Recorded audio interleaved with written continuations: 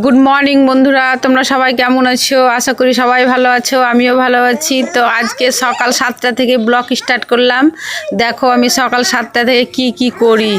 দেখো আমি এখন ট্যাপে জল ভরা হলো আমার, দিয়ে এখন আমি বাসন নিয়ে ছাদে চলে যাচ্ছি, কারণ ছাদেই আমি বাসন ধুই। নিচটা খুব ছোট, বাসন ধোয়ার জায়গা নাই। দিয়ে ছাদে এসে দেখো বাসন ধুবো, তারপরে অনেক কালকে থেকে জামা কাপড় পরে আছে, জামা কাপড় কাচবো। তো এই দেখো আমি বাসন ধুতে বসে গেছি, অনেক বাসন আছে, আজ বেশি বাসন হয়ে গেছে।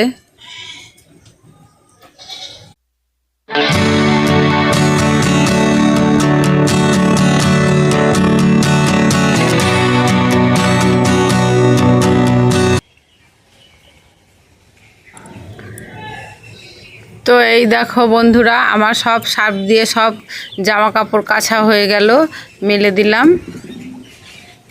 আর বাসন তো ধুয়েই তো ভুর করে রেখেছি, বাসনগুলোও ধোয়া হয়ে গেছে। এখন আমি 8টা বেজে গেল, এখন আমি নিচে গিয়ে চা বসাবো, কারণ 8:30 15টায় দোকান যাই। তো চা করে দেবো, খেতে দেবো। এখন ও কাজে চলে যাবে দোকানে, আমি দিয়ে নিচে ঘরটা মুছে নেব, ঘরটা মুছে আমিও স্নান করে উঠে যাব।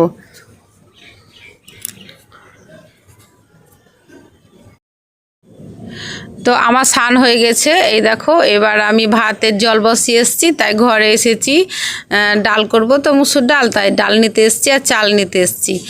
তো ডাল করব আর ভাত আর কাঁচা কলা নিয়ে এসছে, কাঁচা কলার ভাজা করব, মাছ করব, দেখাচ্ছি তোমাদেরকে রান্নাঘরে গিয়ে।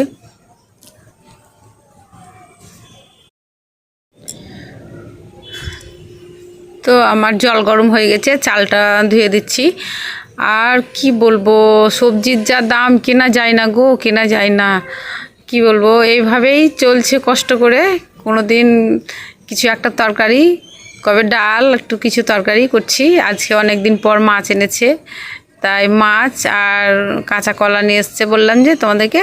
তো এই কাঁচা কলাটার ভাজা করব, আর ডাল না হলে ছেলেটা ভাত খায় না, তাই একটু ডাল করব। হ্যাঁ, তো এই দেখো দুটো কাঁচা কলা নিয়ে এসছে, এরই দাম 15 টাকা নিয়েছে। বলো, বাজারে কিছু কেনা যায় না। হ্যাঁ, মানে একটা পটল নিতে এসেছি, তাও 40 টাকা কিলো। দিয়ে কি বলবো, অনেক দিন থেকে মাছ হয়নি, তার মানে একটু মাছ নেবে। এই 6 পিস মাছ এনেছে, তো এই 6 পিস মাছের দাম 80 টাকা নিয়েছে।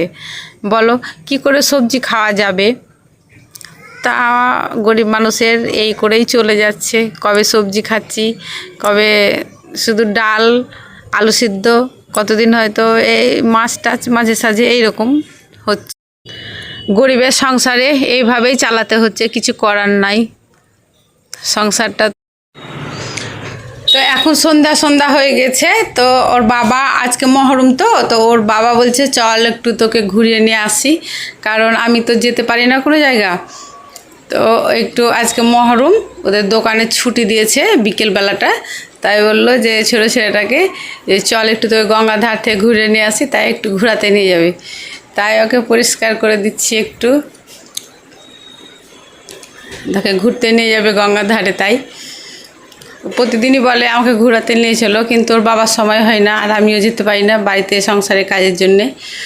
তো আজকে ছুটি আছে মহরমের জন্যে, তো বললাম যে ওকে ঘুরিয়ে নিয়ে এসো, তাই ঘোরাতে যাবে ওকে নিয়ে একটু। আজকের ব্লগটা এখানে শেষ করলাম, টাটা।